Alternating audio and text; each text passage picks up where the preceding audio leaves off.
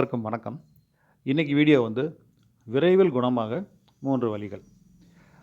சீக்கிரமாக குணமாகறதுக்கு சில வழிகள் இருக்குது, அதை சொல்ல போகிறேன்.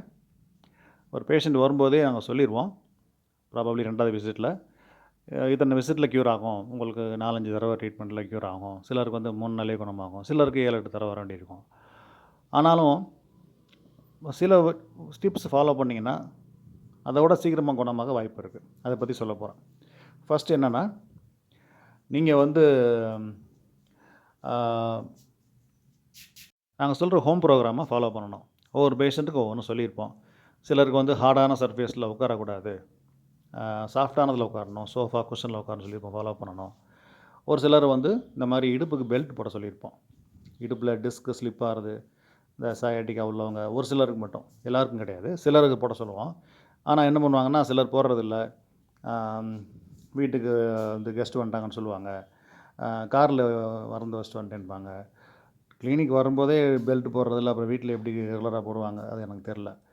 இப்போது ரெகுலராகவே இந்த பெல்ட் போடுறதில்ல அப்படின்னா ட்ரீட்மெண்ட்டை ரிசல்ட் குறைஞ்சிரும். ஒரு சிலர் கழுத்துக்கு காலர் போட சொல்லுவேன்.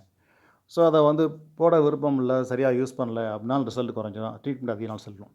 ஒரு சில பேஷண்ட்ஸுக்கு ஆயின்மெண்ட் எண்ணெய் தேய்க்காதீங்க, மசாஜ் பண்ணாதீங்க, குழந்தைங்களை சில பேர் மிதிக்க சொல்லுவாங்க, இதெல்லாம் நல்லா சுகமாக இருக்கும், வலி குறையும்னு சொல்லி செய்வாங்க. வீட்டில் செய்யாதீங்கன்னு சொல்லுவோம், அது நரம்புகளுக்கு நல்லதில்லை ஒரு சில நரம்புகளுக்கு.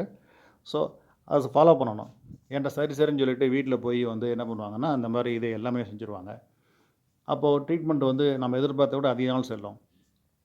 இன்னும் எப்படி அதிகமாகுதுன்னு பார்க்கும்போது, இப்போ பேஷண்ட் அட்டெண்டர் சொல்லுவாங்க, இந்த மாதிரி மசாஜ் பண்ணுறேன்னு சொல்கிறாங்க, ஆயின்மெண்ட் எடுத்து தேய்க்கிறாங்கன்பாங்க. அப்போது வந்து ரிசல்ட் அந்த அளவுக்கு இருக்காது, கொஞ்சம் டிலேட் ஆகும். எக்ஸசைஸ் ரொம்ப முக்கியம். இது 3வது முக்கியமான டிப்ஸு.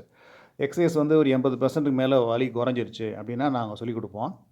இது வீட்டில் செய்யணும். இப்போ சில பேஷண்ட்ஸ் பார்த்தீங்கன்னா, நல்லா வலி தான் குறைஞ்சிச்சுல, அப்புறம் எதுக்குன்னு சொல்லிட்டு சரியாக செய்கிறதில்ல. ஒரு நாளைக்கு 4 தடவை செய்ய சொல்லியிருக்கேன் அப்படின்னா ஒரு வேலை பண்ணுவாங்க, இல்லை 2 வேலை பண்ணுவாங்க, அதுக்கு மேலே பண்ணுறதில்ல. இப்படி பண்ணும்போது என்ன ஆகுன்னா, ஓவரால் ஃபிட்னஸ் வந்து இம்ப்ரூவ் ஆகாது. திரும்ப ஹாஸ்பிட்டல் வராமல் இருக்கணும், நமக்கு என்றைக்குமே நோய் நொடி இல்லாமல் இருக்கணும்னா உடற்பயிற்சி அவசியம். நான் சொன்ன தேதிக்கு பண்ணணும்.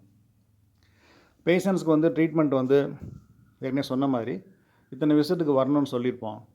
அவங்களுக்கு ரைட் முக்கால்வாசி வலி குறைஞ்சிருச்சு, பாதி வலி குறைஞ்சிருச்சு அப்படின்னு ட்ரீட்மெண்ட் நிப்பாட்டிடுவாங்க. அது என்ன ஆகுன்னா, சில மாதங்கள் கழித்து அது பழைய வேகத்தோடு திரும்ப வலி வந்துடும். ஸோ ஹோம் ப்ரோக்ராம் முக்கியம். டாக்டர் அட்வைஸை ஃபாலோ